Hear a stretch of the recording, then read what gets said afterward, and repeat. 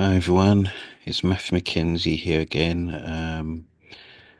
If it's the first time you've come along to watch one of my video lectures, I lecture and raise awareness of unpaid carers, especially on the focus of caring for someone in the family or a friend or relative who has a mental health condition or someone who has cancer. And the reason I do that is because I run quite a few groups on that, and it's also my lived experience as well. But this time, I'm going to be talking about hospital discharge in this lecture, and I'll try and make it really short, to be honest. This is aimed at carers or those worried about the ongoing situation, that their loved one who is going through long-term ill health and keeps going in that roundabout situation where they're admitted to a hospital and then discharged only to be admitted again. So I really hope this lecture, and I'll break it up into parts because I know with some of my videos they can be quite long and you might want to just try and skip to a certain section that interests you. But yep, as the title says, tips for carers to cope with the worry of hospital discharge. And yeah, it's true what I say that I talk about those, carers of mental health, but I do run a group that looks into hospital discharge for all types of unpaid carers. So let's continue on and what we'll be talking about for this particular video. And this one will usually be around about 7 or 8 strategies for preparing early discharge and gathering information, coordinating with health professionals for smooth transition, creating a safe home environment for the person that you're caring for, or as mentioned, the care recipient, seeking in-home support services and resources, managing emotional well-being as the care. And this one will be quite brief, to be honest. I've covered a lot of this in my other videos, and I'll probably more likely will revisit again, just in case those watching don't really know what I mean. Developing a care routine for effective caregiving, and it's always important to keep things to a routine, because otherwise you'll find yourself being pulled in all sorts of directions. Planning for emergencies and contingency situations, because if you don't plan, the more likely we'll end up back in the hospital, or worse still, you might be in a situation where you're waiting for a bed and you're really stuck with that situation. And then we're going to just move on to understanding your rights and responsibilities and then summing that all up in the conclusion. But before I continue, I'd just like to do a bit of shameless advertising, because these next two things I feel are absolutely vital when it comes to hospital discharge. When I say hospital discharge, obviously, to make it really clear, your loved ones ended up in the hospital due to long-term illness, emergency situation, and you're worried. You're worried that when it comes to them being discharged, how involved will you be? The good news is you don't actually have to, rely heavily on the stuff. The things I mentioned here are a fair bit you can do yourself. Obviously, you're going to have to be asking questions, no doubt about it. The point here is to not just sit and wait for staff or health professionals to tell you, what to do. You've got to ask, or people will just assume, and by that time you'll perhaps end up in a situation where you're caring for someone and you're not able to cope. But let's continue on. A bit of shameless advertising. Basically, it's good practice.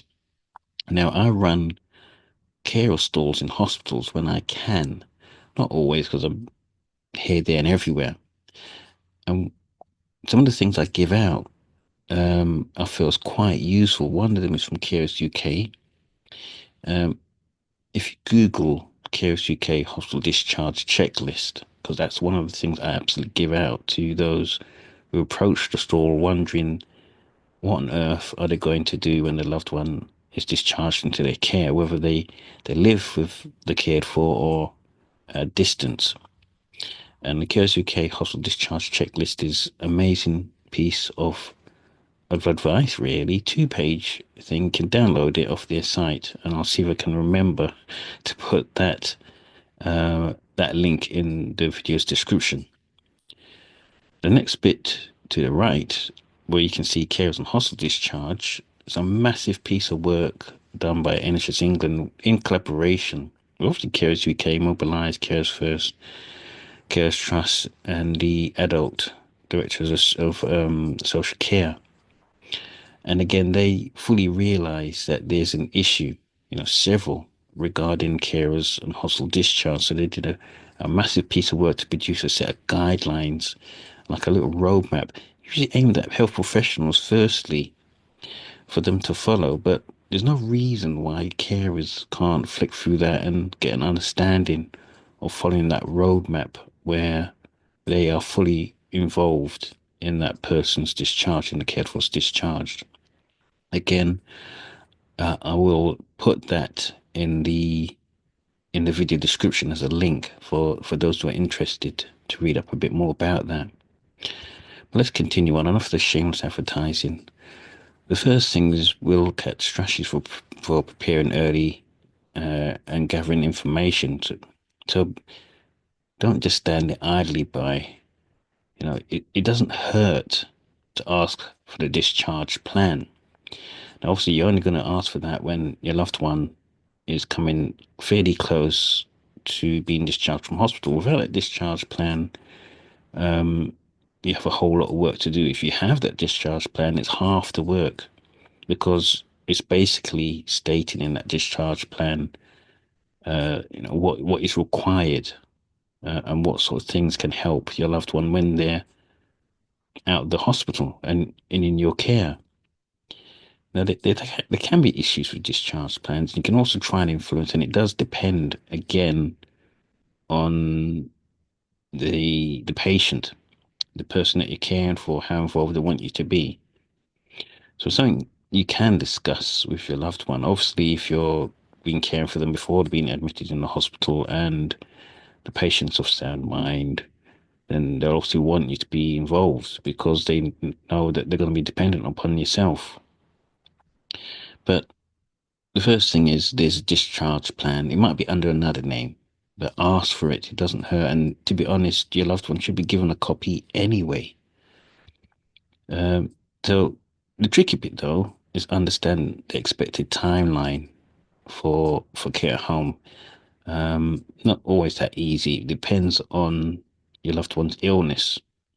Obviously, if you're visiting them, then you might have a clue when this is to happen. In that plan, it'd be important to ensure an idea of any medical instructions, even if it's not in that plan. Again, ask for it. It might be easier if your loved one is independent enough and has an idea on those things. But this is something, if you're a carer, you should have knowledge of as well. So medications and follow-up care. Request a discharge summary. So it's important details about the patient's condition post-hospital stay. It's a way of holding them to account as well in case something goes wrong. This can be slightly difficult, really, but the next bit is coordinating with health professionals for a smooth transition. Now, who can say transitions from hospital discharge is smooth? I'm sure, to be honest, there are examples of this, but would I be doing a lecture on these things if there were always a smooth transition?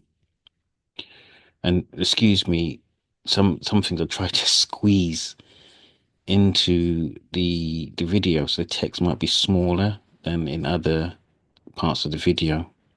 So what you see here is initially early communication. Just don't wait.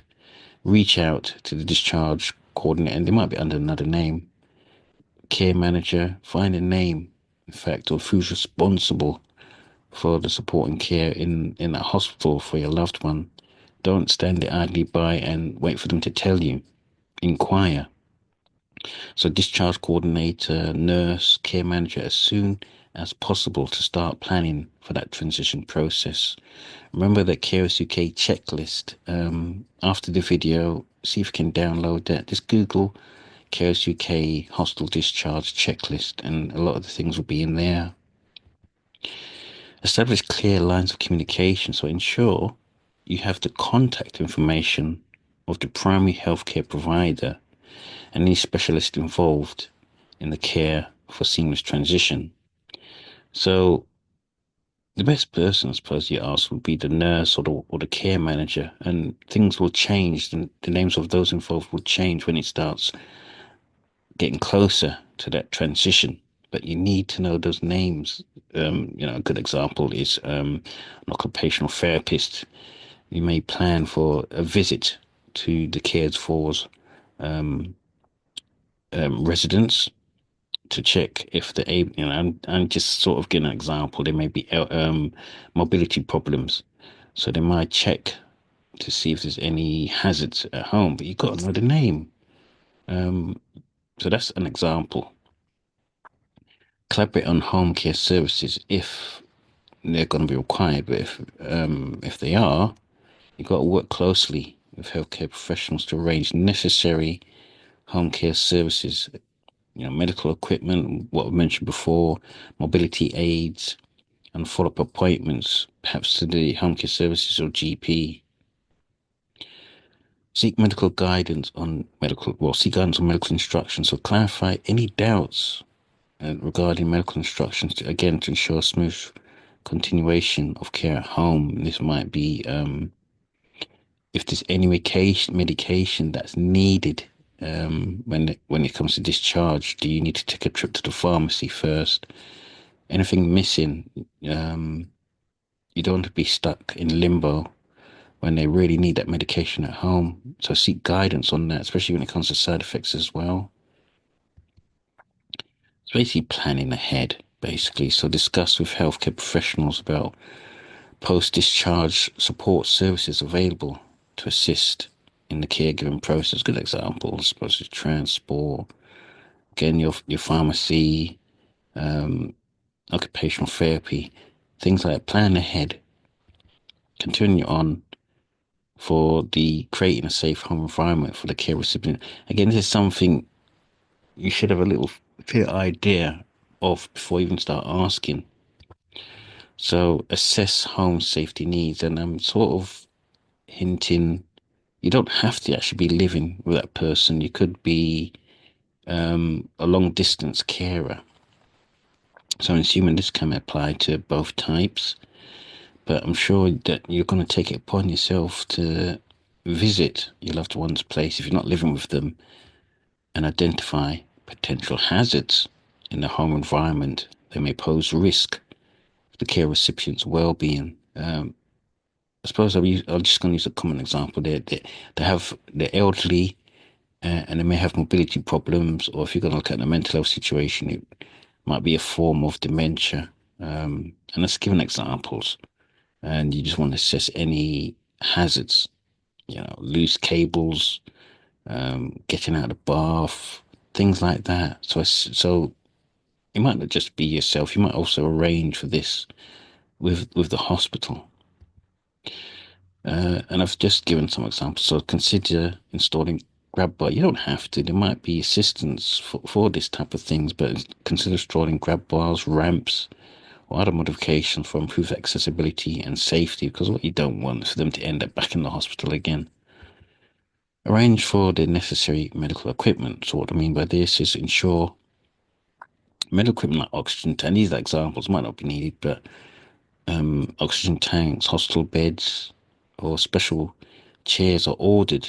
A good one I was supporting my mum was commodes and things like oxygen tanks. She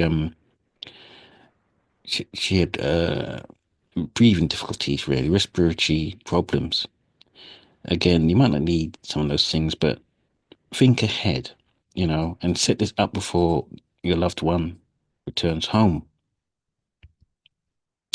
Seek assistance from healthcare providers. It could be the hospital, most likely, in arranging the delivery and setup of the required equipment. And it might be even a social worker might help in this sort of situation. Or a good example, and I'll try and put this in the description, and just an example anyway. Age UK will have excellent advisors on these things if you're caring for someone elderly and they may be living by themselves. So I'm just giving examples here. So check with charities that's related to the condition that you're more likely going to be caring for.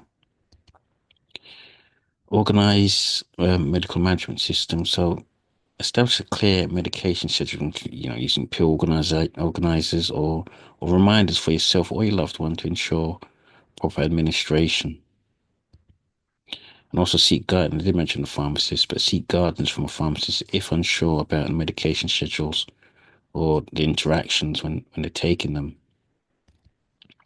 Moving on, we'll continue on seeking in-home support services and resources.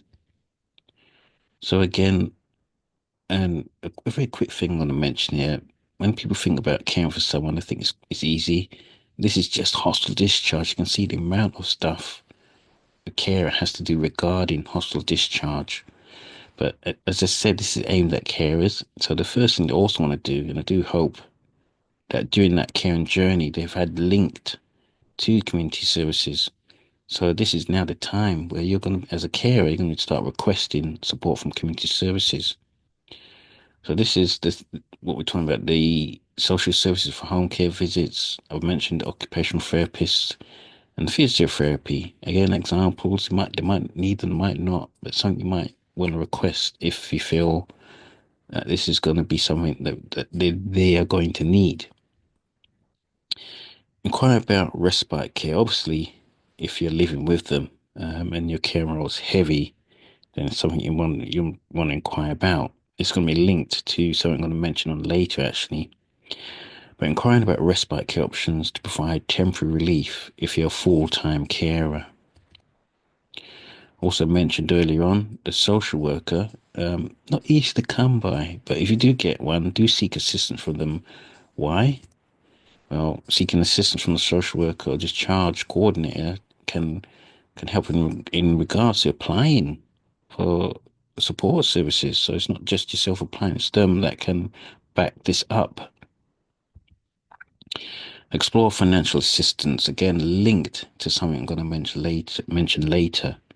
So exploring available financial assistance like the carer's allowance for additional support.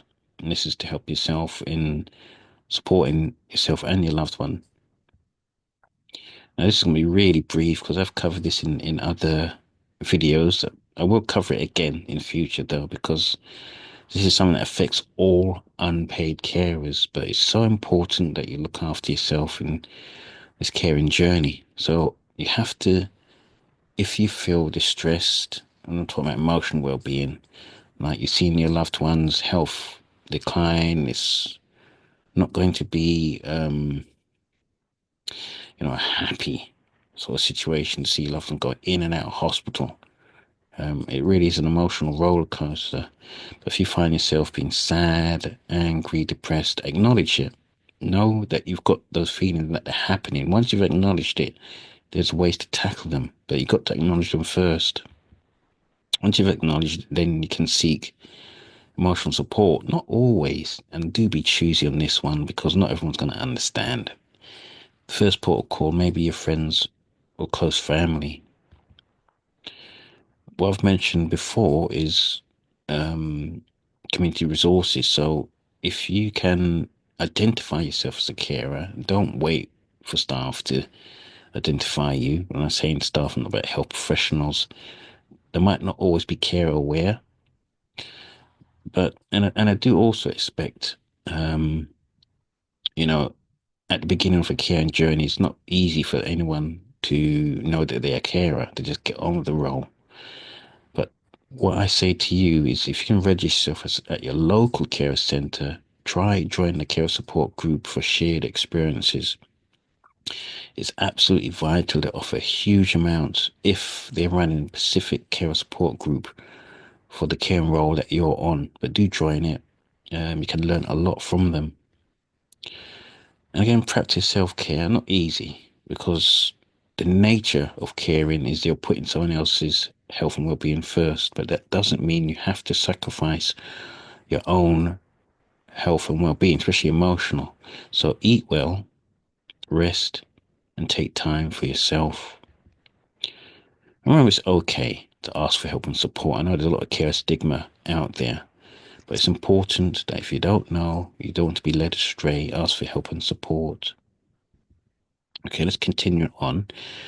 Routines are important. Without routines, it's easy to be led astray and be pulled in all sorts of directions. You want to know the plan on moving forward. So establish a daily care schedule. So create a structured routine outlining tasks, medication administration, therapy assistance, and personal care. This is a big one. Why is it you have to do everything by yourself? So it's important to delegate those responsibilities. It might not always be possible, but if there's a chance, share caregiving tasks with family or friends to avoid feeling overwhelmed and ensure comprehensive care. Again, this is not easy. I'm going to make sure I do a whole lecture on this one because it is a difficult one. It really is. You can have a big family and they just don't want to know. They'll always be the main carer. Seek professional assistance. I've mentioned this before. So consider utilizing, even well, if you have the money, paid caregiving services for tasks like bathing, dressing, or providing specialized support. Some of it is provided free. I will mention where this would come in. Utilize support services, so explore community resources. Again, the home care visits, what I've mentioned before, occupational therapy. This can enhance the caregiving efforts and take the pressure off yourself. I put this one in red because it's so important. Planning for emergency, because you don't want them to end up back in that hospital. But this time we're planning for emergencies and contingency situations, and you've got to plan. So prepare a contingency plan. Plan for possible setbacks or emergencies. Not everyone's going to do this, to be honest. Who has the time? But if you can, do those things, because it can and most likely will happen. To be honest, keep emergency contact. This is the most important one, really. Keep those contact numbers. Ensure they are easily accessible for quick assistance. So, who needs to be the first to be contacted if something does go wrong? This is perhaps related to your experience of care and what's on that discharge plan. So recognize signs for medical help. Beware of signs indicating the need for immediate medical help, because you don't really know what could happen if you don't know the signs. If you leave it too late, things can deteriorate really fast. So do recognize those signs. Now, this is assuming that you don't live with the cared for or the patient. So familiarize yourself with telemedicine. It might be situations where you're asking for advice and information online, connecting to others, accessing patients' online medical health support or care plan, all being digitized. Absolutely vital in this day and age. Everything's being digitized for quick access, quick information. So you've got to familiarize with yourself about that. Know your options for quick consultations. Stay informed on post-discharge. Again, monitor your loved one's condition for early detections of any issues, especially with this stuff that I've been mentioning before, like recognizing the signs for any medical assistance or help. So this wraps up the plan for emergencies and contingency situations. Let's move on. So this is really vital, and I always bang on about this. I always go on and on about carers' rights and responsibilities. Without this, then you're going to be overwhelmed. So the first thing is to know your entitlements, and I do hope, again, register at your local care centre. Identify yourself as a carer, because this is related to carers' rights. So familiarize yourself with available support services, financial assistance programs for carers in your area, and they differ from area to area. It's not always going to be the same. Now, this is the big one. Seeking carers assessments. This is all the stuff that, well, nearly all the stuff that I've mentioned may be raised in that carers assessment. So if you request a carers assessment from the local authority or even the care centre might be doing them, is to determine the level of support you require, and it helps you explore options like what I've mentioned, the respite care, or forms of training in regards to how can you support and care for your loved one. But it's not always about the patient or who you're caring for. It's also about support for yourself. So do come at the care assessment from that angle as well. Understanding legal protections. So educate yourself on your rights and protections given to those caring, that being yourself, employment rights and access to information about, supporting caring for your loved one. And do be prepared to advocate for the person that you're caring for. So be prepared to speak to, for the needs or the preferences of the person that you're caring for. They're so unwell, they might not be able to do that for themselves. And this goes double if it's mental ill health. So ensuring their well-being is a priority.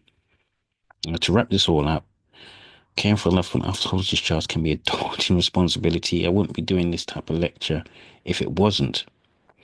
But preparing ahead and accessing support and managing your own well-being can help you cope with the worry. The bad news is what I've mentioned is only the half of it, but I'll try and revisit in the future. Communication with healthcare professionals, that's why I say it's the half of it, because communication with healthcare professionals is a whole nother lecture.